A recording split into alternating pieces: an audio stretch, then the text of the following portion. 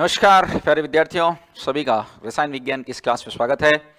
गैसीय अवस्था हमने स्टार्ट कर दिया था और आज हम फिलहाल यहाँ उसके सेकेंड लेक्चर की बात कर रहे हैं।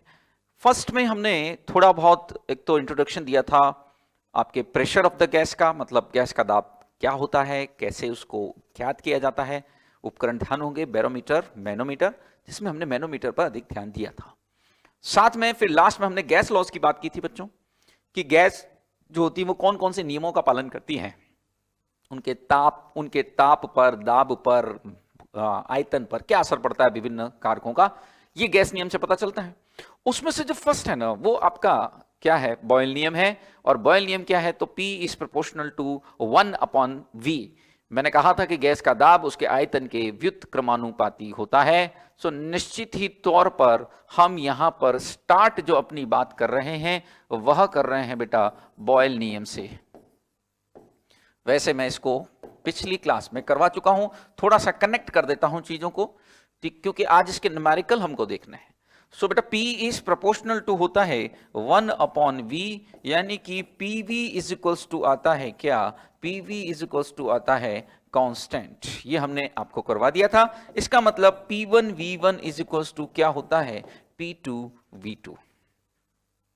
ठीक है, यहां तक की बात हम कर चुके थे, इतना तक हमने आपको बता दिया था। ये बात हमने आपको बता दी थी that here it is coming out as P1V1 is equals to P2V2। इस तरह का फॉर्म हम डिस्कस कर चुके थे।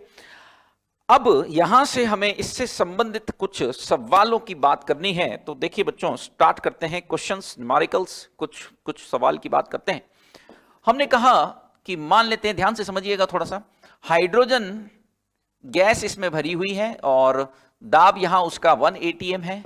ये एक V लीटर का पात्र है, ठीक है, ये इसकी प्रारंभिक स्थिति है। अब इस पात्र को एक और पात्र से जोड़ दिया जो कि खाली है, निर्वात है, उसके अंदर वैक्यूम है, उसमें कुछ भी कोई गैस वैस नहीं है, वायु नहीं है उसके अंदर। तो उसमें निर्वात उसमें मौजूद है। उस पात्र से आपने इसको जोड़ दिया है, इसका आयतन भी आपको दे रखा है। उससे क्या होगा, इस गैस का प्रेशर बढ़ेगा कि कम होगा, आपको क्या लगता है? इस पात्र को मैं एक दूसरे पात्र से जोड़ दूं जिसमें निर्वात है, यानी कि वो खाली है, पर उसका वॉल्यूम तो यहां ऐड हो जाएगा ना, यानी अल्टीमेटली इसका दाब घटेगा, ये तो कंफर्म है। आयतन बढ़ रहा ना मेरे भाई, गैस के लिए आयतन तो बढ़ गया, अब वो दोनों पात्रों के अंदर मौजूद रहेगी, तो वॉल्यूम बढ़ गया तो दाब कम हो जाएगा। ठीक है ना, मैं बताता हूं, देखिए एक एक करके बात करते हैं। उक्त पात्र को एक अन्य 0.5 लीटर वाले पात्र से जोड़ा गया। ध्यान रखें कि ये निर्वातित है। निर्वातित का मतलब समझते हैं, यानी कि इसमें वैक्यूम है, इविक्यूटेड जिसको हम बोलते हैं, यानी कि इसमें किसी किस्म का कोई गैस मौजूद नहीं है। दूसरे वाले पात्र में जो है वह कोई गैस उपस्थित नहीं है। निर्वातित पात्र से मैं इसको यहीं लिख देता हूं ताकि आपको कंफ्यूजन ना हो। हम ये कह सकते हैं वाले निर्वातित, यानी कि जिसमें निर्वात उपस्थित हो उसको कहते हैं निर्वातित। वैक्यूम कुछ और उसमें नहीं है। उक्त पात्र को एक अन्य 0.5 लीटर वाले निर्वातित पात्र से जोड़े जाने पर, जिससे जोड़ा गया, जिससे गैस का दाब,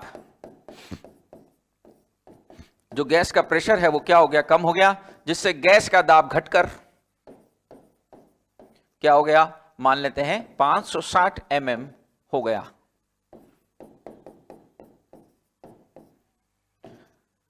आयतन V ज्ञात करें, यानी जो पहले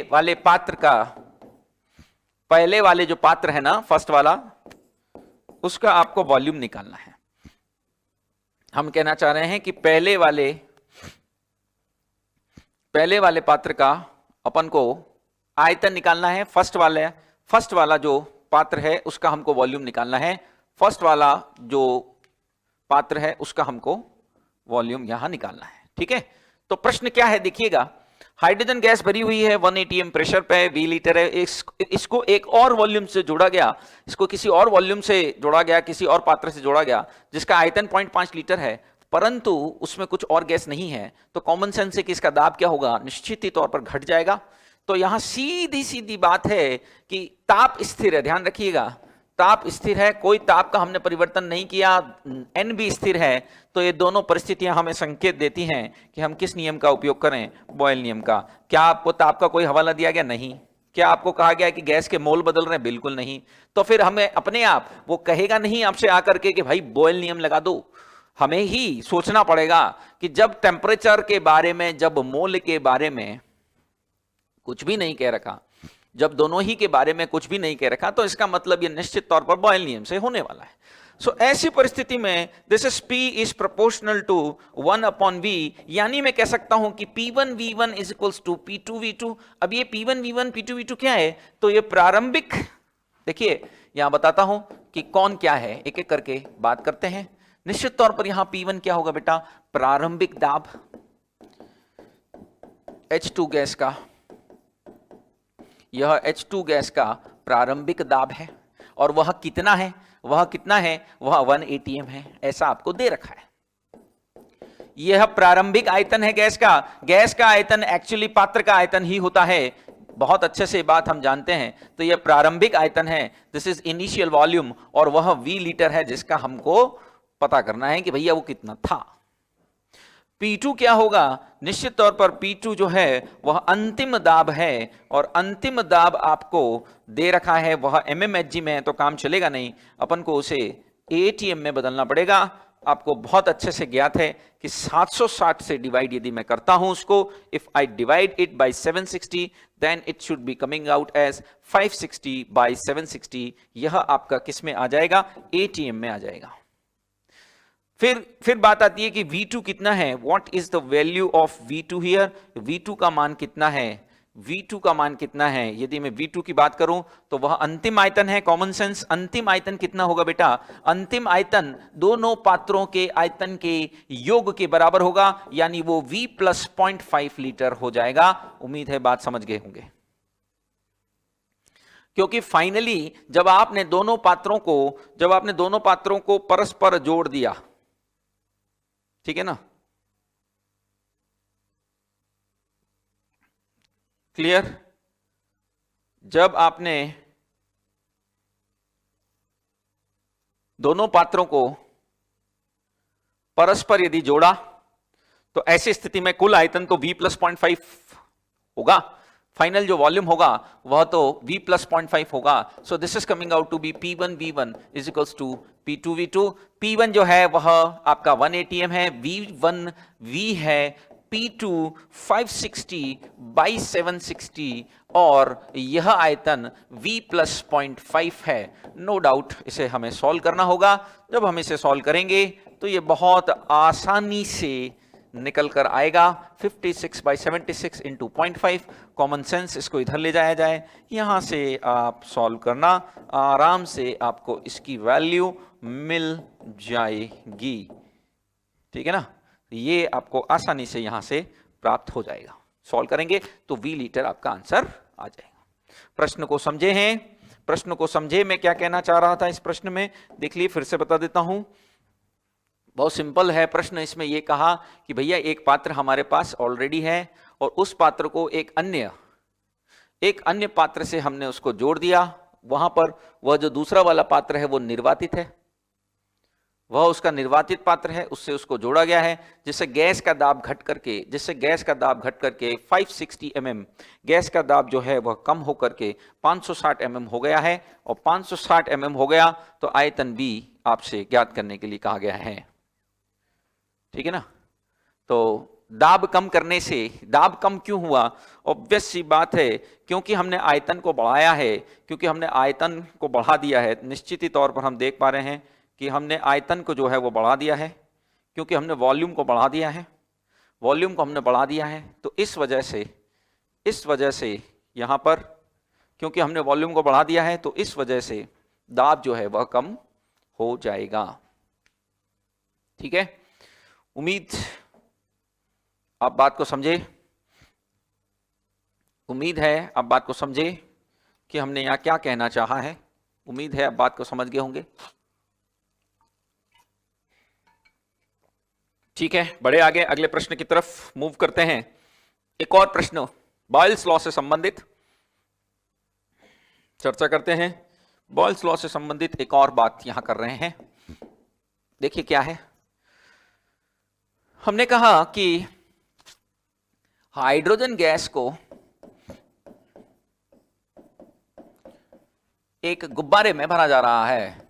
अरे गुब्बारे फुलाते ना हैप्पी बर्थडे पे। हाँ, तो यहां एक गुब्बारे का प्रश्न करते हैं।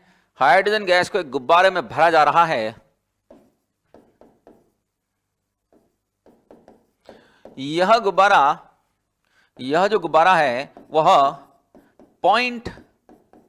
यह गुब्बारा 0.2 बार दाब से, यदि 0.2 बार दाब से ज्यादा हो गया ना, उससे अधिक दाब होने पर फट जाता है। 0.2 बार दाब से अधिक दाब होने पर, 0.2 बार दाब से अधिक दाब होने पर फट जाता है। यह जो गुब्बारा है वह आपका 0.2 बार दाब ही सहन कर सकता है, उसके बाद वो फट जाता है। ठीक है, सही बात है। हाइड्रोजन गैस, प्रयुक्त हाइड्रोजन गैस, जो प्रयुक्त हाइड्रोजन गैस है उसकी स्थिति दे रखी है। अभी समझा दूंगा प्रश्न पूरा, पहले लिखने तो दो मेरे भाई। प्रयुक्त हाइड्रोजन गैस का, यहां जो हाइड्रोजन गैस है उसके बारे में बात कर रहे हैं। तो प्रयुक्त हाइड्रोजन गैस का 1 बार दाब पर आयतन, कुछ परिस्थिति मुझे दे रखी है इस हाइड्रोजन गैस की कि 1 बार दाब पर आयतन जो है वह 2.24 लीटर हो। तो गुब्बारे को, जो गुब्बारा है आपका बलून, जो गुब्बारा है उसे कितने आयतन तक फुलाया जा सकता है?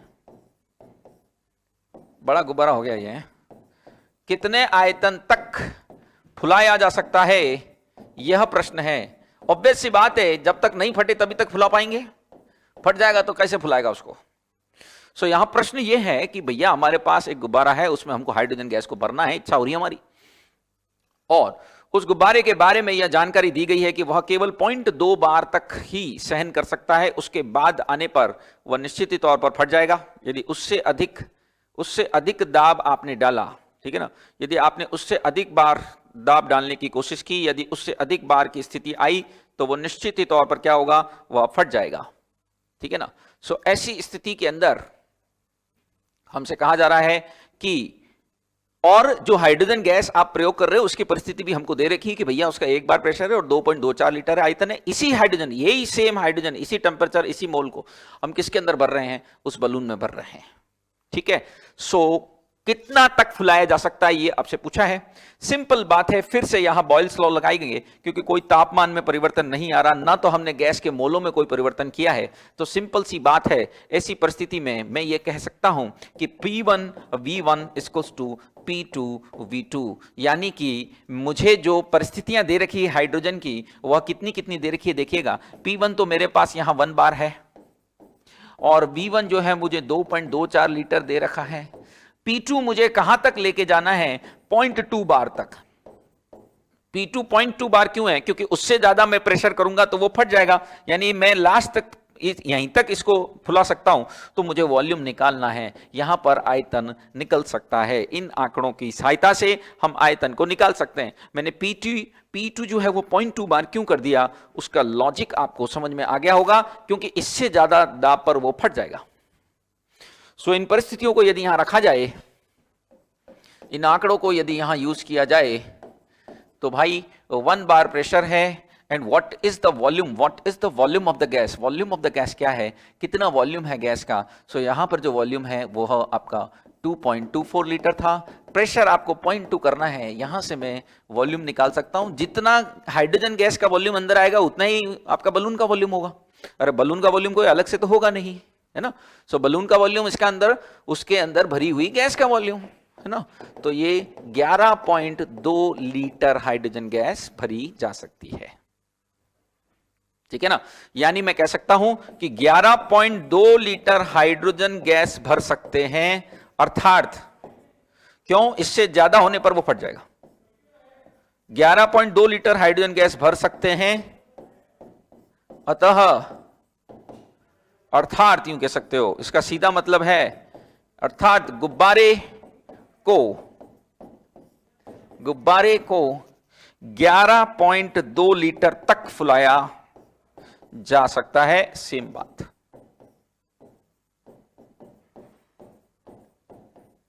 ग्यारह 11.2 लीटर तक हम इसको फुला सकते हैं। इतनी हवा, उसमें हवा नहीं हाइड्रोजन है, भर सकते हैं।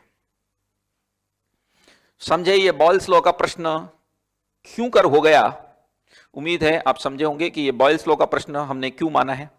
उम्मीद है आप समझ गए होंगे कि इसे हमने बॉयल्स लॉ का क्वेश्चन कंसीडर क्यों किया। निश्चित ही तौर पर बात आपके समझ में आ गई होगी कि why we consider it as Boyle's law. हमने इसको बॉयल्स लॉ का क्यों कंसीडर किया है, यह क्वेश्चन बॉयल्स लॉ का क्यों है, वो बात आपके समझ में आ गई होगी। This is 11.2 litre. ठीक है, तो ये दो आपके हो गए किससे संबंधित, बॉयल नियम से संबंधित। अब हम अपने अगले नियम की तरफ चलेंगे, अगले नियम की तरफ चलेंगे जो कि चार्ल्स नियम था। ठीक है ना, चार्ल्स नियम। देखिए क्या कहता है ये, अच्छा इंटरेस्टिंग लॉ है, समझिएगा ध्यान से।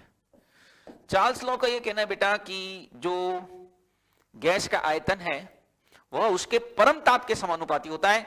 यहां अक्सर जब हम इसको, शायद आपने पहले भी इसे पढ़ा होगा, तो यहां परम ताप पर हम बहुत ज्यादा ध्यान नहीं देते। हम सोचते हैं कि वो ठीक है, टेम्परेचर है, कोई बात नहीं। परम ताप मतलब केल्विन में। केल्विन में टेम्परेचर लोगे तभी प्रोपोर्शनल होगा, डिग्री सेल्सियस में डायरेक्टली प्रोपोर्शनल नहीं हो सकता। बात को समझना अभी जो मैं कहना चाह रहा हूं। देखिए पहले तो मैं इस लॉ का स्टेटमेंट लिखता हूं कि स्थिर दाब पर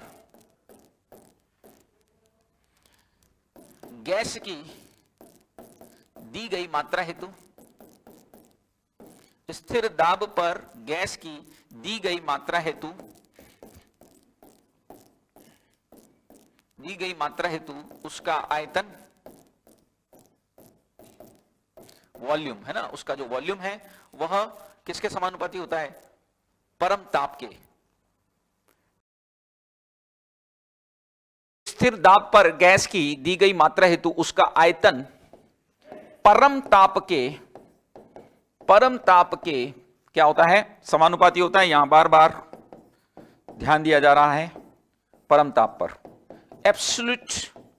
एब्सोल्यूट टेम्परेचर, परम ताप, एब्सोल्यूट टेम्परेचर। इसका मतलब परम ताप जो होता है वो क्या है, बेसिकली एब्सोल्यूट टेम्परेचर क्या है, केल्विन में जो ताप होता है ना बच्चों, उसको परम ताप की संज्ञा दी जाती है। इसका फर्क पड़ेगा क्या, यस बहुत फर्क पड़ जाएगा। पहले मैं यहां बता दूं कि परम ताप क्या है, तो केल्विन स्केल पर ताप, केल्विन स्केल पर ताप यानी कि यूनिट में है ना, समझ रहे हो स्केल का मतलब, ताप परम ताप कहलाता है। अब इसका क्या मतलब है, केल्विन पर बार बार जोर क्यों दे रहा हूं, वो सारी चीजें मैं अभी यहां समझा दूंगा, आप समझिए पहले। देखिए हम कहना यह चाह रहे हैं बेटा कि V is proportional to T, no doubt, जबकि आपका कौन स्थिर हो, N और P दोनों ही, N और P, यहां पर N और P दोनों ही क्या हो, कांस्टेंट हो। N और P दोनों ही आपका कांस्टेंट हो, it means the V is proportional to T। और यदि हम इसका अपॉन में जाएं तो V अपॉन T आपका यहां क्या हो जाएगा, कांस्टेंट हो जाएगा। यानी कि फिर वही बात कि V1 upon T1 equals to V2 upon T2 हो जाएगा। ये बहुत साधारण चीज है, ठीक है ना। तो V1 upon T1 equals to V2 upon T2 हो जाएगा। इसका प्लॉट यहां निश्चित तौर पर बनाया जा सकता है, बिल्कुल बना सकते हैं, प्लॉट में कोई तकलीफ नहीं है। तो देखिए प्लॉट कैसा आएगा, इसके लिए जो प्लॉट लेना है बेटा वो इस तरीके का होगा। This is the plot between V and T and it should be in kelvin, यह केल्विन में होना चाहिए। यह इस तरह का प्लॉट आएगा। कभी कभी यहां पर स्लोप भी पूछते हैं। आप देख रहे होंगे कि हम यहां इसको ओरिजिन से स्टार्ट नहीं करना चाह रहे, क्योंकि प्रैक्टिकली 0 केल्विन संभव नहीं है। 0 केल्विन तक आप प्रैक्टिकली पहुंच भी नहीं सकते, तो इसीलिए वो वहां टच नहीं कराया जा रहा, ठीक है ना। So V is proportional to T, आपका V जो है वह किसके समानुपाती होगा, आपका जो V है वह T के समानुपाती हो जाएगा। So V is proportional to T, इस तरह का प्लॉट आ जाएगा। अब इसका स्लोप भी कभी कभी पूछ लेते हैं। इसका स्लोप यानी इसकी जो ढाल होगी वह कैसे निकालेंगे, तो बेटा वो हम पहले भी इस तरह का एक क्वेश्चन करवा चुके हैं आपको। मैंने कहा था पीवी इक्वल्स टू एनआरटी से निकलेगा, ये कंफर्म है, ठीक है। अब देखो समझिएगा, पीवी इक्वल्स टू एनआरटी। अब आपको वी और टी के बीच की बात करनी है तो इसको इधर पहुंचा दीजिए। अब ये हो गया आपका y इक्वल्स टू, ये क्या हो गया, y equals to M x plus c हो गया कि नहीं हो गया। तो बेटा यहां ढाल जो आया आपका, यदि मैं इसकी तुलना करता हूं तो वो देख रहे हैं आप कि जो ढाल आ रहा है वो एन आर अपॉन पी आ रहा है।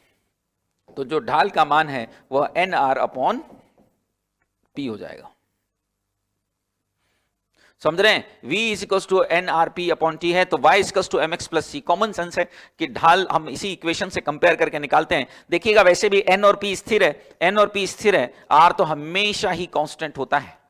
n और p स्थिर है, n और p स्थिर है, जबकि r जो है वह हमेशा ही कांस्टेंट कंसीडर किया जाता है। R जो है वो आपका हमेशा कांस्टेंट कंसीडर किया जाता है। R is always consider constant, क्योंकि ये कांस्टेंट वैल्यू है। R का जो मान है वह आपका कांस्टेंट वैल्यू को यहां स्पष्ट रूप से दर्शा रहा है। R का जो मान है वह कांस्टेंट वैल्यू को निश्चित ही तौर पर दर्शा रहा है, ठीक है ना। So this is coming out to y equals to M x plus c. ढाल का मान आपके सामने है। प्रश्न किस तरह के आएंगे इस लॉ पर बात करते हैं, एक एक करके निश्चित तौर पर बात करेंगे। एक तो इस प्लॉट से संबंधित प्रश्न भी आ जाता है कभी कभी। देखिए कैसा क्वेश्चन आता है। मान लेते हैं हमने v और t के बीच में एक प्लॉट लिया और उसमें आपको तीन अलग अलग दाब की परिस्थितियों के अंदर प्लॉट दे रखा है। आप कह सकते हैं कि सर यहां तो दाब तो स्थिर रहता है। तो मेरे भाई दाब स्थिर ही है। देखो इस पूरे एक्सपेरिमेंट के दौरान स्थिर है, इस पूरे एक्सपेरिमेंट के दौरान स्थिर है, इस पूरे एक्सपेरिमेंट के दौरान स्थिर है। दाब स्थिर रहने का मतलब यह है, दाब स्थिर रहने का यह मतलब थोड़ी ना कि एक बार मैंने एक्सपेरिमेंट 5 एटीएम पे कर दिया तो वो जिंदगी भर मेरे को 5 एटीएम पे करना पड़ेगा, ऐसा थोड़ी ना है। During that set of experiment, उस एक्सपेरिमेंट के दौरान मैं दाब को क्या करूंगा, स्थिर रखूंगा, कांस्टेंट रखूंगा। उस एक्सपेरिमेंट के दौरान मैंने इसको स्थिर रखा है। तीन अलग अलग एक्सपेरिमेंट किए गए हैं, तीनों में ही दाब को स्थिर रखा गया है। प्रश्न किया गया है कि P1, P2 व P3 का क्रम दीजिए। आपको यह कहा गया है कि यहां P1, P2 व P3 का हमको क्रम देना है। What is the order of this P1, P2 and P3। P1, P2 व P3 का हमको क्या कहा है, क्रम देने के लिए कहा है, ऑर्डर दिया है। तो देखिए बच्चों कैसे इस तरह के प्रश्नों को करना है। ये सिर्फ कोई एक प्रश्न नहीं है, ये एक प्रश्न आप समझेंगे तो बहुत सारे प्रश्न आपके समझ में आएंगे। कैसे, देखिए यानी इस तरह के सभी प्रश्नों में यही कॉन्सेप्ट लगता है और बहुत ही आसान सा कॉन्सेप्ट है भाई, समझिएगा। कुछ ना करो, यहां पर आप टेम्परेचर को कांस्टेंट कर दो और उसके संगत आयतन निकाल लो। मतलब देखो अभी बताता हूं मतलब क्या है इसका। देखिए यहां पर इस टेम्परेचर को मैंने कांस्टेंट कर दिया और अब इन दाबों के संगत यहां पर मैंने आयतन निकाल लिया। ये आपका V3 है, ये आपका V2 है, ये आपका V1 है। देख रहे हैं। अब मुझे बताइए कि यहां आयतन का क्या क्रम है। आयतन तो इधर चल ही रहा है इस अक्ष पे, तो V3, V2, V1। तो फिर दाब क्या होगा भाई मेरे, V3 से जुड़ा हुआ दाब सबसे कम होगा, क्योंकि V3 सबसे ज्यादा है तो उससे जुड़ा हुआ दाब सबसे कम होगा। यही तो कहता है बॉयल्स लॉ। सो बेटा यहां पर P3 सबसे कम, फिर P2, फिर P1 आएगा। ऐसी कुछ बातें आपसे पहले भी की जा चुकी हैं। जहां तक मुझे आता है सरफेस केमिस्ट्री में मैंने ये तरीका आपको पहले भी समझाया था और ये एकदम इजी तरीका नजर आता है। उम्मीद है आपको ध्यान होगा, हमने ये पहले भी बताया हुआ था, ये हमने आपको पहले भी एक बार समझाया था, बताया था, ठीक है ना। ये चीज मैंने आपको कुछ इस तरह का फंडा मैंने पहले क्लियर किया था, मैं ये कहना चाह रहा हूं। ठीक है, सो भाई क्या बात समझ में आई?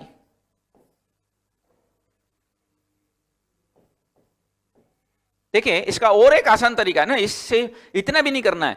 क्वेश्चन आपके सामने आएगा, बिना पेन चलाए इसको कर सकते हो, केवल बुद्धि चलानी, पेन नहीं चलाना इसमें। देखो सिंपल सी बात है, बहुत आसान सा तरीका बता रहा हूं बच्चों। ये दोनों एक दूसरे के समानुपाती होते हैं कि व्युत्क्रमानुपाती होते हैं, इतना मुझे बता दो। हमने एक नियम पढ़ा, बॉयल नियम, उसमें ये कहा गया था कि ये दोनों एक दूसरे के क्या हैं, ये दोनों एक दूसरे के क्या हैं, व्युत्क्रमानुपाती है ना, इनवर्सली प्रोपोर्शनल। तो बेटा जो सबसे ऊपर दिख रहा है ना, वो सबसे छोटा कर देना। सिंपल, इससे आसान कोई तरीका नहीं हो सकता। यदि ये दोनों राशियां, मान लेते हैं ये दोनों राशियां एक दूसरे के समानुपाती होती, तो क्या करते? जो सबसे ऊपर दिख रहा है वही सबसे ज्यादा होता। यदि ये राशियां एक दूसरे के प्रोपोर्शनल होती ना बेटा, तो ये सबसे ऊपर जो दिख रहा है वही आपका, जो सबसे ऊपर दिखाई दे रहा है वही आपका हाईएस्ट हो जाता था। जो सबसे ऊपर दिख रहा है वही आपका मैक्सिमम हो जाता था। लेकिन फिलहाल ये दोनों एक दूसरे के क्या हैं? इनवर्सली प्रोपोर्शनल, व्युत्क्रमानुपाती हैं। तो सिंपल बात है, जो सबसे बड़ा दिख रहा है, सबसे ऊपर दिख रहा है, बड़ा नहीं, जो सबसे ऊपर दिख रहा है वह सबसे छोटा होगा। हमेशा याद रखना, इस तरह के प्लॉट के अंदर ये क्वेश्चन केमिस्ट्री में भी आते हैं, फिजिक्स में भी आते हैं, अलग अलग टॉपिक में भी आते हैं। तो फंडा क्लियर है कि भैया ये दोनों राशियां यदि एक दूसरे के समानुपाती हो तो जो सबसे ऊपर दिख रहा है वही सबसे ज्यादा होगा, लेकिन यदि एक दूसरे के व्युत्क्रमानुपाती हो तो जो सबसे ऊपर दिख रहा है वो सबसे कम होगा। उम्मीद है प्रश्न को आप समझ गए होंगे। एक और क्वेश्चन मैं यहां से करवा रहा हूं। देखिए एक और क्वेश्चन देखिए। 27 डिग्री सेंटीग्रेड ताप पर किसी गैस का आयतन x ml है। किस ताप पर यह 2x ml हो जाएगा?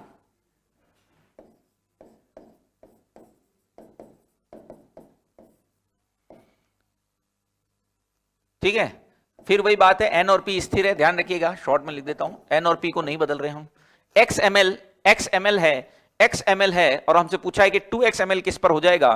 कुछ ऑप्शंस भी दे रहा हूं, कुछ ऑप्शंस भी हैं। 54 degree Celsius, 54 degree Celsius, 300 kelvin, 500 kelvin और 327 डिग्री सेल्सियस। तो यहां पर हमको बताना है कि कौन से टेंपरेचर पर वो डबल हो जाएगा, कौन से टेंपरेचर पर डबल हो जाएगा। सिंपल सी बात है, बस इसमें इमोशनल होकर के 54 मत कर देना। वॉल्यूम जो डबल होगा वह डिग्री सेल्सियस को डबल करने से नहीं होगा मेरे भाई। ऐसा नहीं है कि डिग्री सेल्सियस में डबल किया तो वॉल्यूम डबल हो जाएगा, केल्विन में डबल करने पर डबल होगा।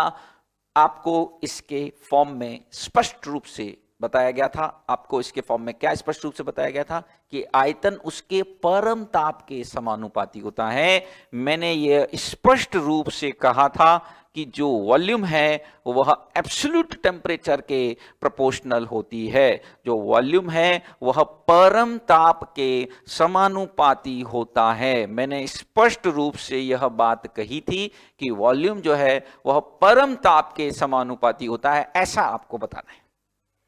तो यानी इसमें निश्चित तौर पर V is proportional to T तो लगेगा, V1 upon T1 is equal to V2 upon T2 भी लगेगा। लेकिन बेटा ये जो वॉल्यूम रखने हैं ना, वो अपन को किस में रखने हैं? वॉल्यूम हमको, ये टेम्परेचर हमको किस में रखना है? केल्विन में। अब V1 कितना है? X है। टेम्परेचर कितना है? 27 नहीं रख सकते, ध्यान रखिएगा, 300 रखना पड़ेगा। इज इक्वल्स टू V2 कितना है? 2x करना है। यहां से T2, अरे वही तो पूछा है, सो T2 बराबर T2 600 केल्विन आ गया। लेकिन आंसर 600 केल्विन तो कहीं है नहीं, तो निश्चित तौर पर यहां इसको फिर से डिग्री सेल्सियस में बदलने की आवश्यकता पड़ेगी।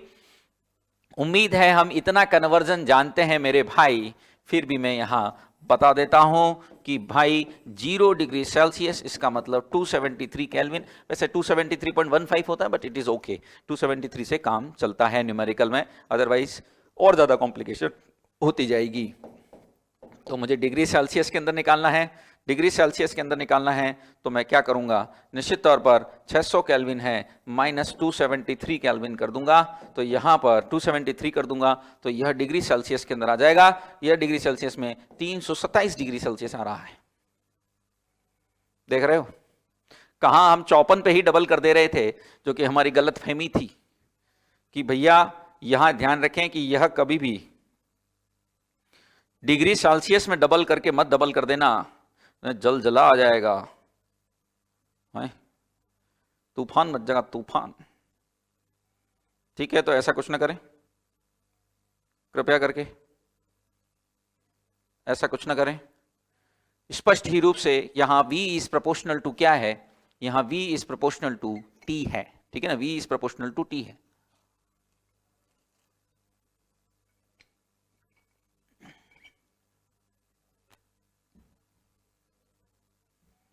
तो यहां इस बात का ध्यान रखें, कैसा किया है, सिंपल है, बिल्कुल इजी था, कोई दिक्कत नहीं थी। सिर्फ आप टेम्परेचर का कन्वर्जन सही सही कर लेना, टेम्परेचर के कन्वर्जन से मामला सही बैठ जाएगा। अब एक और क्वेश्चन हम करते हैं चार्ल्स लॉ पर ही आधारित, और वह क्या है देखिए। सही प्लॉट है चार्ल्स नियम के अनुसार। चलो चार्ल्स क्या कह रहा है, चार्ल्स नियम के अनुसार सही प्लॉट है, ऐसा कर देते हैं, थोड़ा सम्मान देते हैं मिस्टर चार्ल्स को। And what it want to say, देखिए first one more than one correct हो सकता है, निश्चित तौर पर हो सकता है। ये आपका वॉल्यूम वर्सेस ये आपका टेम्परेचर, और वो किस में, वह आपका केल्विन में। दूसरा प्लॉट,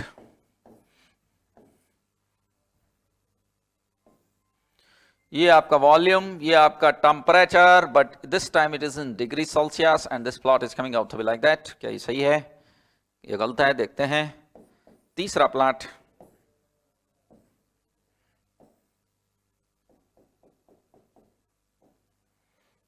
T यहां पर भी 0 डिग्री सेल्सियस में है, ये 0 है, ये माइनस का 273 डिग्री सेल्सियस है, ठीक है, ये आपसे कहा गया है।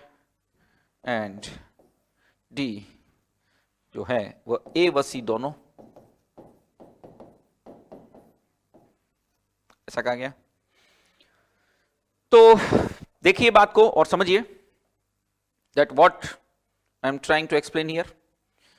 स्पष्ट रूप से यहां पर दूसरा वाला प्लॉट आपका सही नहीं माना जाएगा, और उसके पीछे लॉजिक मैं बता रहा हूं। दूसरा वाला प्लॉट सही क्यों नहीं है, क्योंकि बेटा उस प्लॉट में क्या किया हमने कि डिग्री सेल्सियस और वॉल्यूम में यह प्लॉट नहीं आ सकता। देखिए इसका हल मैं यहां बता रहा हूं, समझिएगा।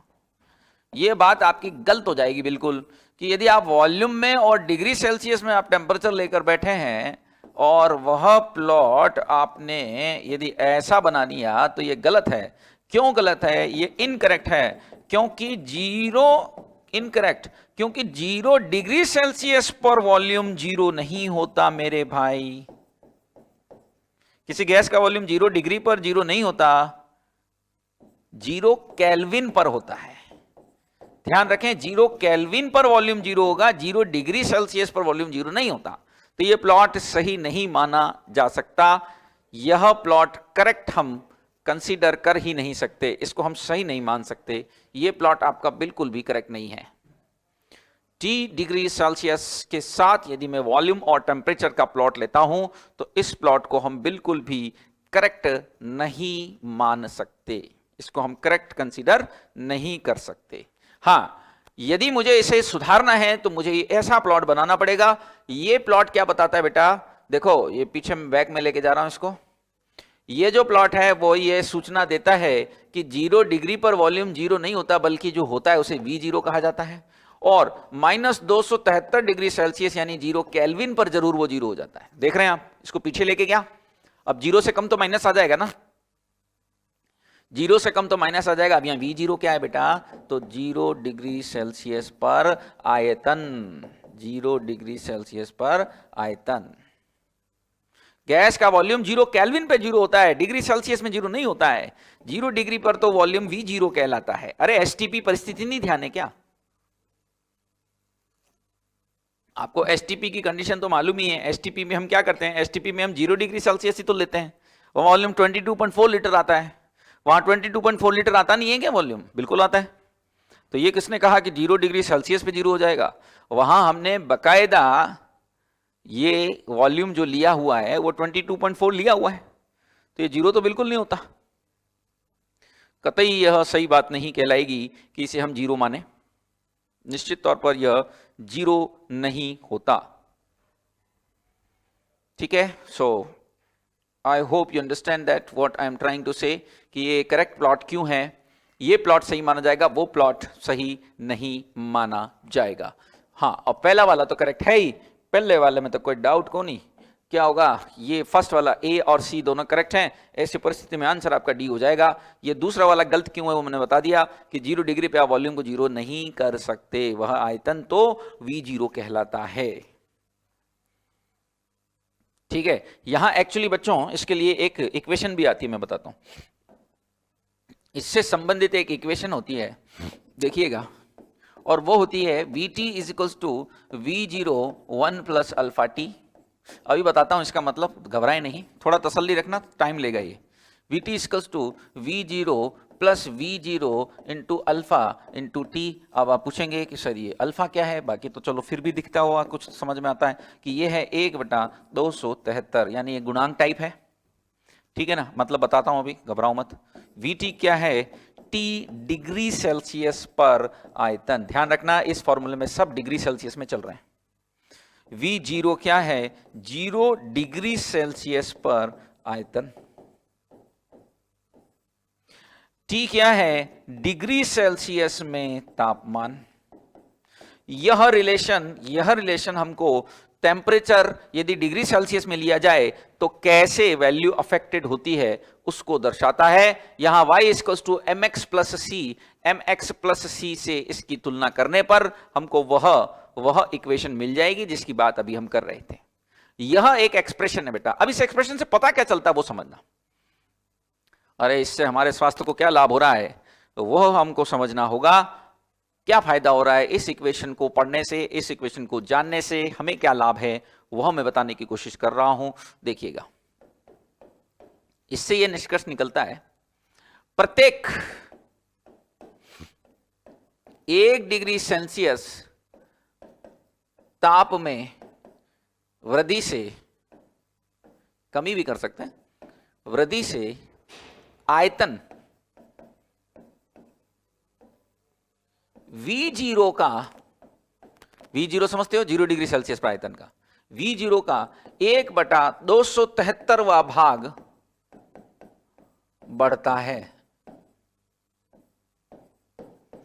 यानी हर 1 डिग्री सेल्सियस यदि हम वृद्धि करते हैं, हर 1 डिग्री सेल्सियस तापमान में वृद्धि करते हैं तो आयतन जो V0 पर होता है उसका 1/273वां भाग बढ़ जाता है। ऐसा हमने यहां पर इस इक्वेशन में देखा। कैसे, देखो देखो देखो देखो, एग्जाम्पल मुझे कहा कि 10 डिग्री सेल्सियस पर वॉल्यूम के लिए एक्सप्रेशन बनाओ, तो क्या करोगे, 10 डिग्री सेल्सियस पर क्या करोगे, V यहां 10 कर देता हूं, जो V0 होता है वो तो लेना ही है, उस V0 का कितना ले लेना है, 1/273। और ऐसा कितनी बार हो रहा है, हर बार हर 1 डिग्री के साथ होगा, तो मैं बार बार प्लस तो नहीं करूंगा, सीधा मैं किससे मल्टीप्लाई कर देता हूं, 10 से।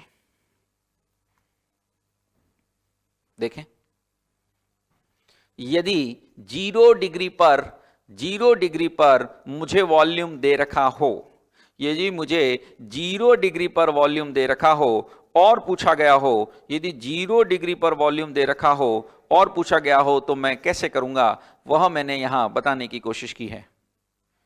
If it is given to me at 0 degree Celsius, तब क्या करना है यह हमने यहां बताने की कोशिश की है।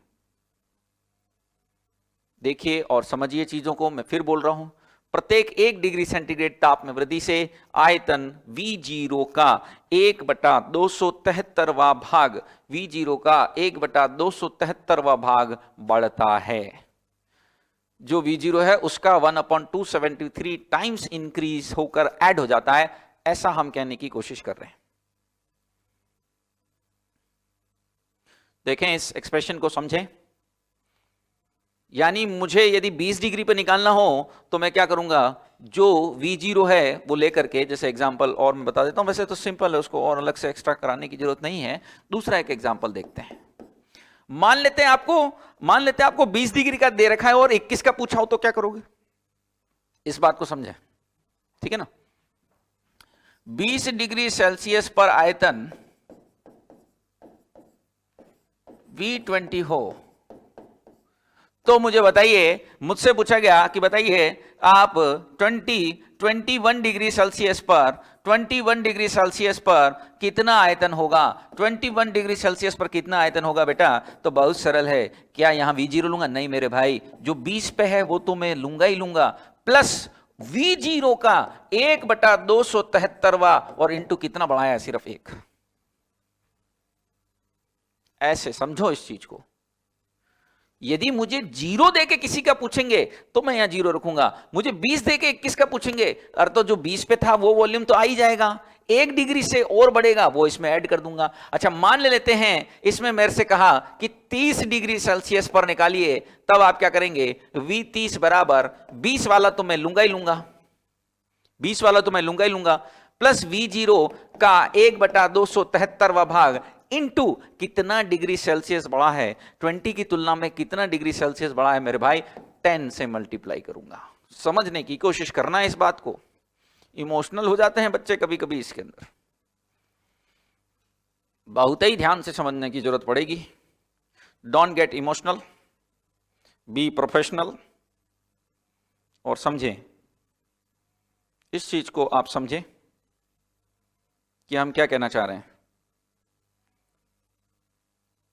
इस चीज को समझने की कोशिश करें।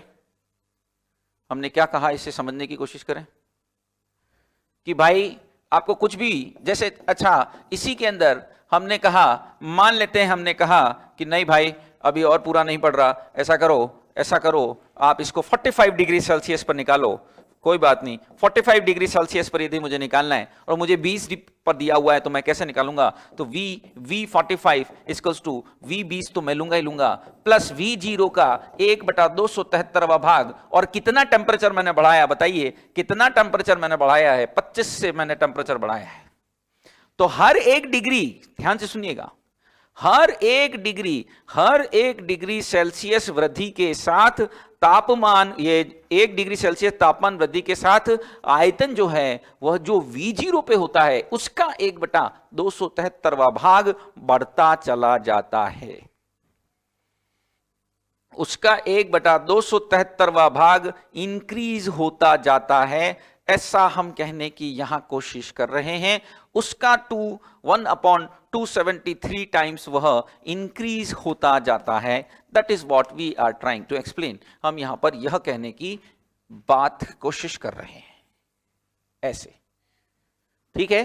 तो समझे इस इक्वेशन को हमको कैसे यूज करना है। 2 तरह से क्वेश्चन आ सकते हैं, या तो 0 डिग्री वाला वॉल्यूम देकर 40 का पूछे, 45 का पूछे, 50 का पूछे, या फिर किसी और टेम्परेचर को देकर किसी और टेम्परेचर पर पूछे, मतलब V30 दे दिया, V50 पूछ लिया, V40 दे दिया, V45 पूछ लिया। इस तरह का कोई भी प्रश्न आपसे पूछने में, देखने में आ सकता है।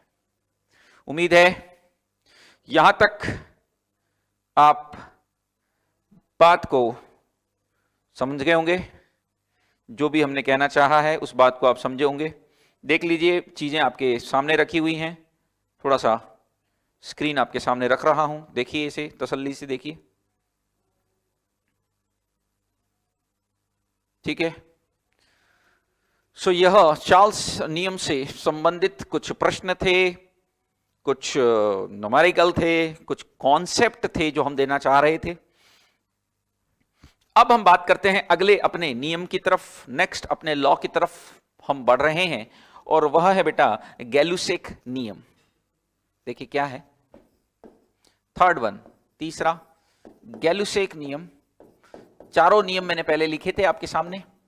Now it is Gay Lussac law and what it actually want to से।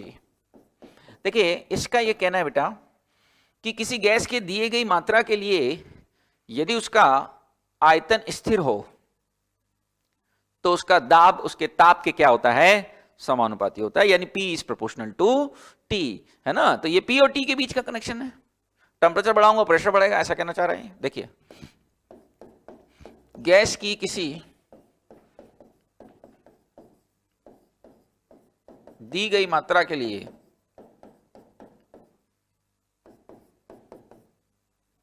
गैस की किसी दी गई मात्रा के लिए स्थिर दाब पर, स्थिर आयतन पर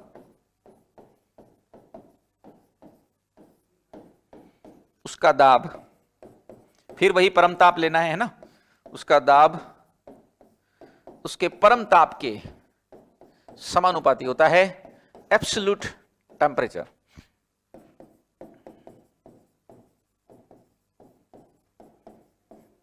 उसके परम ताप के समानुपाती होता है।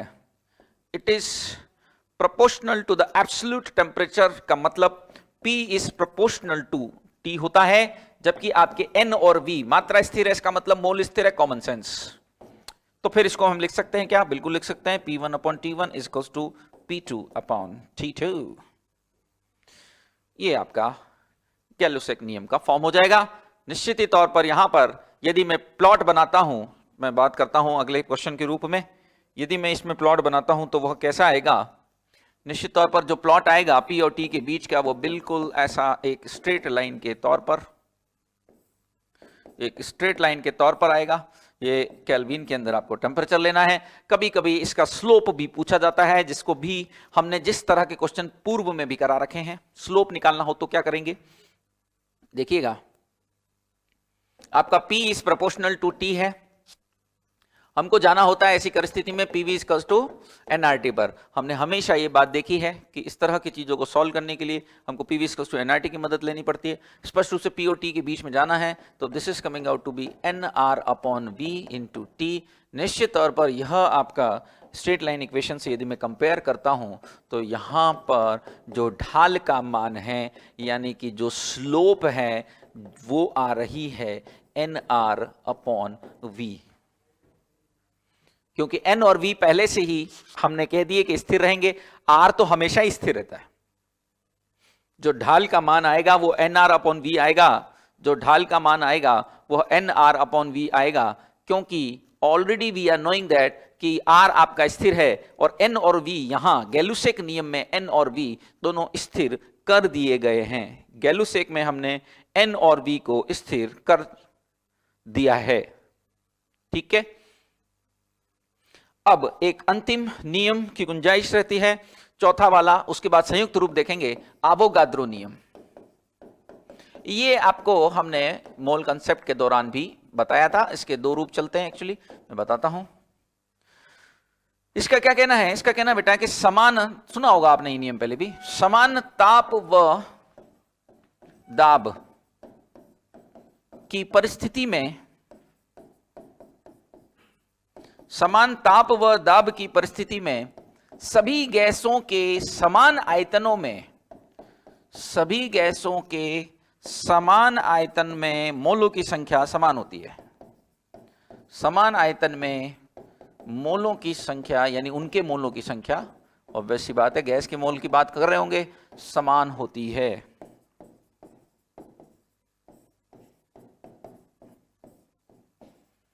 I hope you understand that what I am trying to explain here. मैं यहां क्या कह रहा हूं कि भैया V is proportional to N if P and T are constant। ये ऐसे भी कहा जा सकता है कि उसका आयतन मोल के समानुपाती होता है। देखो समझो, आप हमेशा से जानते हैं कि STP पर, जैसे एग्जाम्पल के तौर पर आपको ध्यान है ना, STP पर, अरे STP कितनी बार हमने किया, इलेक्ट्रोकेमिस्ट्री में कितनी बार यूज कर चुके हैं ऑलरेडी, है ना। STP पर यानी कि मानक ताप एवं दाब। STP पर जिसमें ताप कितना होता है भाई, ताप होता है बेटा 0 डिग्री सेल्सियस और आपका प्रेशर होता है 1 atm, जिसको अब वर्तमान में मैंने बताया था 1 बार कर दिया गया, लेकिन आपको atm के आंकड़े का ही इस्तेमाल करना होता है। जैसे STP पर सभी गैस के 1 मोल का आयतन, जिसको मोलर आयतन भी कहेंगे, 1 मोल का आयतन Vm से बताते हैं, इसको मोलर वॉल्यूम है ना, 1 मोल का आयतन इसको Vm बोलते हैं। Vm समझ रहे हो, मोलर वॉल्यूम वह कितना होता है, 22.4 लीटर होता है। It is coming out to be 22.4 litre.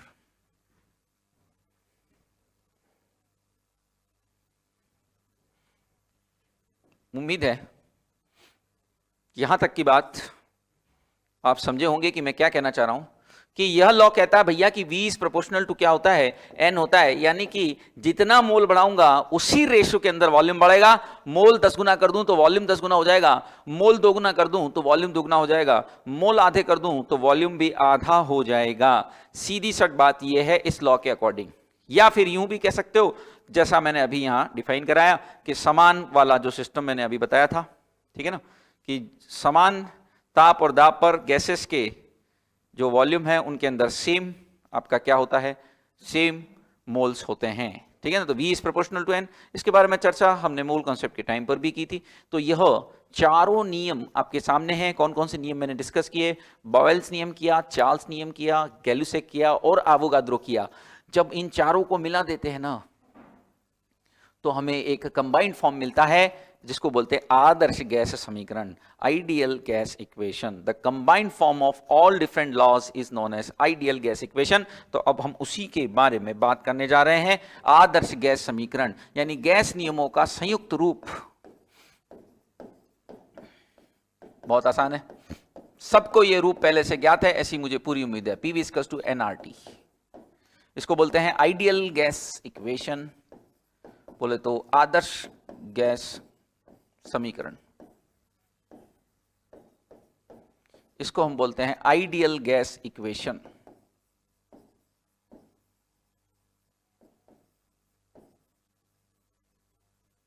It is known as ideal gas equation. कहां से आएगी, तो जो आपके डिफरेंट लॉज है ना उनको कंबाइन करने से आएगी। कैसे आएगी देखिएगा। सबसे पहली बात, क्या V is proportional to 1/P, एक ही बात है ना, P is proportional to 1/B। ये है आपका बॉयल नियम, गैलुसेक की जरूरत नहीं पड़ेगी, वो इनके अंदर ही इन्वॉल्व हो जाता है। बाकी 3 नियमों को लिख रहा हूं। V is proportional to T, ये कौन था, चार्ल्स। ये कौन प्राणी है, Charles. V is proportional to N, ये कौन है, आवोगाद्रो। इसको बोलते हैं आवोगाद्रो नियम। देख रहे हैं। ये 3 हैं जिनके बारे में अभी हमने पढ़ाई की। इनको यदि मैं मिला देता हूं तीनों को ही, if I combine all these 3 laws, तो मैं क्या लिख सकता हूं, मैं लिख सकता हूं NT/P। हमेशा की तरह एक कांस्टेंट यहां पर आना चाहिए, तो बिल्कुल आएगा, और ये हो जाता है आपका PV is equals to nRT। ये जो कांस्टेंट आता है उसको गैस कांस्टेंट कहते हैं, R जिसका उपयोग हम भरपूर पहले ही कर चुके हैं फिजिकल केमिस्ट्री में। RNA समीकरण में इसके बारे में हमने बात की थी, आपको ध्यान होगा, जगह जगह ये दिखाई देता है। यहां पर PV इक्वल्स टू nRT, इसी को कहते हैं बेटा आदर्श गैस समीकरण, आइडियल गैस इक्वेशन, क्योंकि ये पूरी तरह से पालन तो आदर्श गैसें ही कर पाती हैं। वास्तविक गैसें पालन तो करती हैं, ऐसा नहीं है कि वास्तविक गैस के लिए दाब बढ़ाएंगे तो आयतन कम नहीं होगा, लेकिन डायरेक्टली प्रोपोर्शनल वाला मामला वहां सही नहीं बैठ पाता। वो हम बात करेंगे आगे। आदर्श गैस समीकरण कहते हैं, और R को क्या कहते हैं, गैस नियतांक। इसके बारे में अलग से हम बात कर रहे हैं। इसकी बहुत सारी वैल्यूज आपको दिखाई देती हैं अलग अलग यूनिट में, वैल्यू तो एक ही है, यूनिट चेंज होने पर हमको लगता है कि मान बदल गया। तो देखो R क्या है, थोड़ा सा देख लीजिए इसके मान के बारे में। हालांकि इसके मान का इस्तेमाल पहले किया जा चुका है डिफरेंट चैप्टर्स के दौरान। देखो बेटा, R के जो मान होता है, एक होता है 0.0821 litre atmosphere mole inverse kelvin inverse. दूसरा एक मान इसका होता है, यूनिट कहां से आ रही बताता हूं, 8.314 joule kelvin inverse mole inverse, 1.98 calorie kelvin inverse mole inverse, ऐसा भी हो सकता है।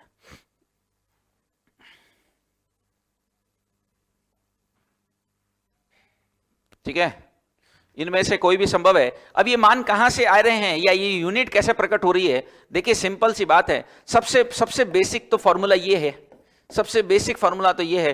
तो देख रहे हैं प्रेशर, वॉल्यूम, मोल, टेम्परेचर। प्रेशर, वॉल्यूम, मोल, टेम्परेचर। मोल टेम्परेचर अपॉन में है, तो ये तो एक यूनिट इसकी होनी ही है, यह तो कंफर्म है ये इसकी यूनिट होगी। इसको ही थोड़ा सा आगे बढ़ा हूं तो इस प्रेशर को F अपॉन A लिख सकता हूं, वॉल्यूम को भी एरिया इंटू लेंथ लिख सकता हूं, अरे मालूम है ना प्रभु, और अपॉन NT लिख सकता हूं। यहां A से A कैंसिल हो जाएगा बेटा, तो ये F इंटू L बचेगा अपॉन N इंटू T। हमको मालूम है कि फोर्स इंटू डिस्प्लेसमेंट जो है वह वर्क होता है, so work upon N into T हो जाएगा। जैसा कि आप देख पा रहे हैं कि इसमें वर्क की इकाई भी आ सकती है, ये रही जूल, ये रही calorie, joule calorie joule calorie. ये किसकी यूनिट होती है, जूल और कैलोरी, ये वर्क की यूनिट होती है। जूल और कैलोरी वर्क की यूनिट होती है। तो इस तरह से आर के मान में हमको किसकी यूनिट और दिखाई दे रही है, साथ में आर के मान में हमें जूल और कैलोरी यानी कि किसकी यूनिट दिख रही है, हमें दिखाई दे रही है यहां पर यूनिट वर्क की। ठीक है ना, यहां हमें यूनिट जो है वो वर्क की दिखाई दे रही है। ठीक है बच्चों,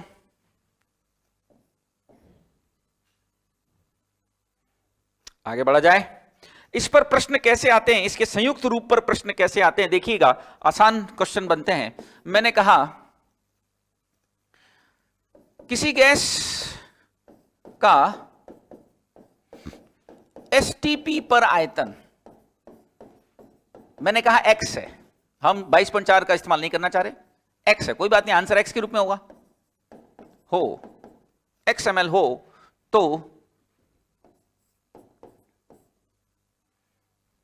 तो आपसे कहा गया कि क्या ज्ञात करनी है, x ml हो तो 2 ATM दाब तथा 2 ATM दाब तथा किस पर, या लीटर भी ले लेता हूं डायरेक्ट हो जाएगा, 2 ATM दाब तथा 127 डिग्री सेल्सियस ताप पर आयतन ज्ञात करो। ml में भी लो, उससे कोई फर्क नहीं पड़ता।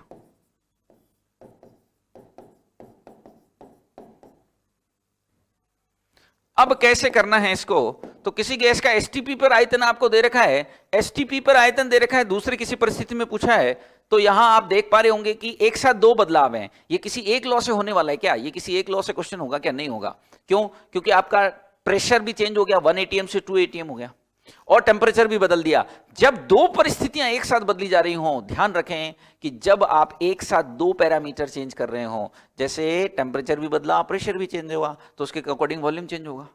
तो दो एक साथ यदि बदल रहे हों तो किसी एक लॉ से तो वो क्वेश्चन होने से रहा, फिर आपको आदर्श गैस समीकरण का ही उपयोग करना होगा, यह कंफर्म है। Then we have to use the ideal gas equation, PV equals to nRT। अब आप देखो इसमें कौन कौन कांस्टेंट है वो एक साइड कर दीजिए, कौन कांस्टेंट दिख रहा है आपको, n और r कांस्टेंट दिख रहे हैं, बाकी तो सब यहां चेंज हो रहे हैं। यह आप देख रहे हो क्लियरली कि n और r स्थिर है, समान मात्रा ही होगी ना।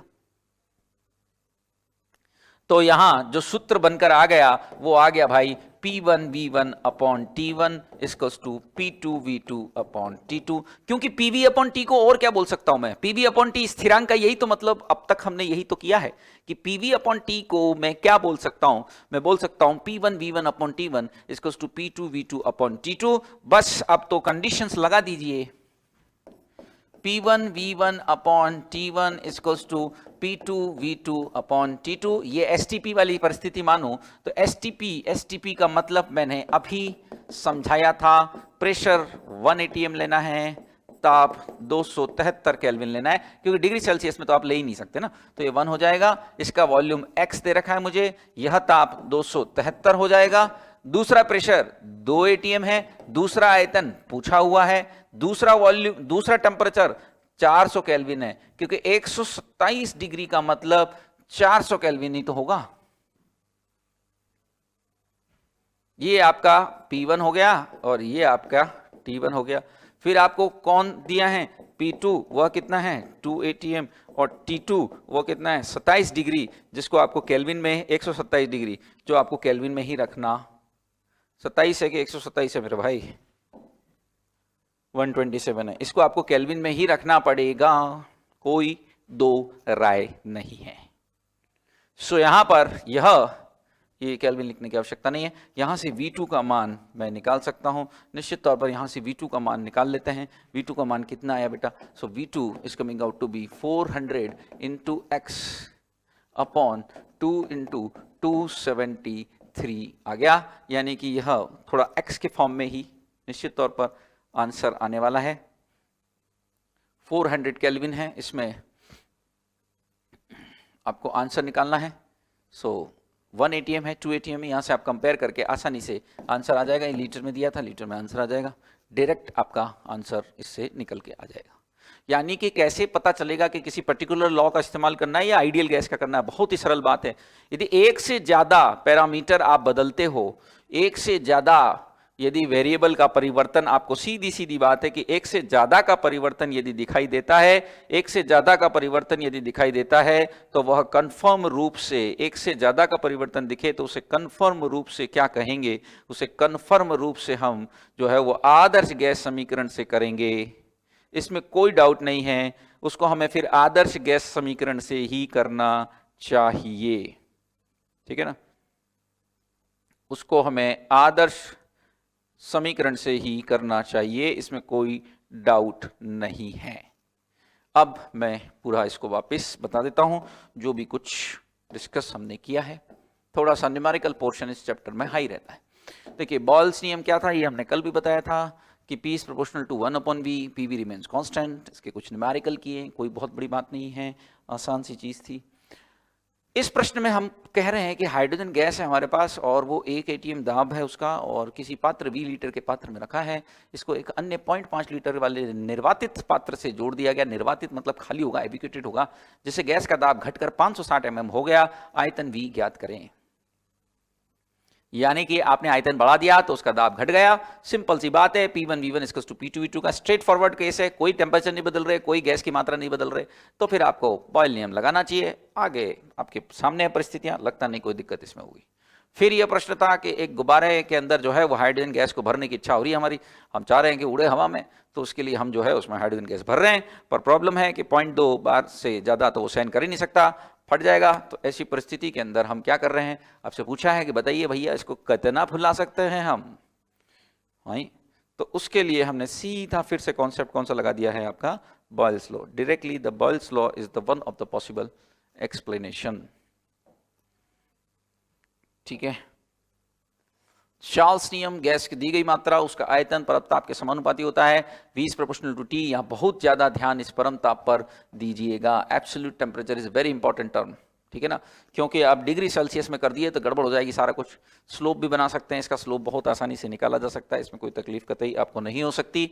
यहाँ ऐसे प्रश्न जरूर अक्सर आते रहते हैं, इंपॉर्टेंट प्रश्न है ये। इसमें सीधा सा फंडा मैंने बताया कि इन दोनों का आपस का रिलेशन देख लीजिएगा। यदि ये एक दूसरे के व्युत्क्रमानुपाती नजर आते हैं, इनवर्सली प्रोपोर्शनल नजर आते हैं, तो इसका सीधा साधा मतलब है कि यहां पर P is proportional to 1/V, तो जो ऊपर दिख रहा है वो सबसे कम होगा। यदि एक दूसरे के समानुपाती होते तो फिर जो ऊपर दिखता है वही सबसे ज्यादा आता। 27 डिग्री ताप पर किसी का आयतन x ml हो तो किस ताप पर यह 2x ml हो जाएगा? ये आपको V is proportional to T से करना है। इतना ही ध्यान रखना है कि इमोशनल होकर 54 ना कर दें, क्योंकि ये केल्विन में जब तक रखोगे नहीं आंसर गलती आएगा। चार्ल्स नियम के अनुसार इनमें से कौन सा सही प्लॉट है? तो A और C। B वाला गलत क्यों है मेरे भाई? क्योंकि आप कहना चाह रहे हो कि 0 डिग्री पर, आप ये कहना चाह रहे हो, इसको तो हम टच भी करा सकते हैं क्योंकि 0 डिग्री पर तो पहुंचना संभव है। तो ये कैसे पॉसिबल है कि 0 डिग्री पर आपका जो वॉल्यूम है वो 0 आ जाए? It is practically not possible. 0 पर 0 नहीं होता, वह 0 केल्विन पर 0 होता है। तो यानी इसको बैक में ले जाऊं, पीछे ले जाऊं तो -273 पर ये 0 आ सकता है, बिल्कुल आ सकता है।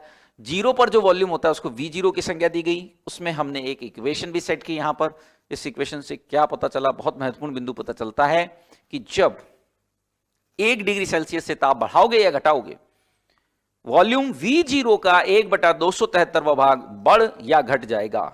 यदि टेम्परेचर बढ़ा रहे हो, कॉमन सेंस टेम्परेचर बढ़ा रहे हो तो वॉल्यूम बढ़ जाएगा, टेम्परेचर कम कर रहे हो तो वॉल्यूम कम हो जाएगा, ठीक है ना। हमने इसको बढ़ाने के रूप में डिफाइन किया है। अल्फा क्या है, कुछ भी नहीं है, एक कोफिशिएंट है ये। जैसे मैंने विभिन्न विभिन्न उदाहरण यहां बताए, 21 डिग्री सेंटीग्रेड पर क्या चेंज आएगा, 45 डिग्री सेंटीग्रेड पर क्या चेंज आएगा, और 30 डिग्री सेंटीग्रेड पर क्या चेंज आएगा। हो सकता है आपको किसी एक टेम्परेचर का दे के दूसरे का पूछे, यानी एक तो 0 का दे करके किसी पर पूछे, और एक 20 का दे के 25 का पूछे, 25 का दे के 37 का पूछे, कुछ भी कर सकता है। तो 25 का दे के 37 का पूछे तो क्या करोगे, 25 वाला तो लोगी, प्लस V0 का 1/273 भाग इंटू कितना करूंगा, 12, क्योंकि कितने डिग्री सेल्सियस की वृद्धि हुई, 12 की। हर एक डिग्री के साथ 1/273 भाग बढ़ाते जाना है, तो बार बार ऐड थोड़े करूंगा, इंटू मैंने सीधा 12 कर दिया, सीधा इंटू में 12 से कर दूंगा ना मेरे भाई। गैलिलियो साइकिल एक बहुत आसान था, P is proportional to T होता है, N और V दोनों का मान यहां स्थिर होना चाहिए।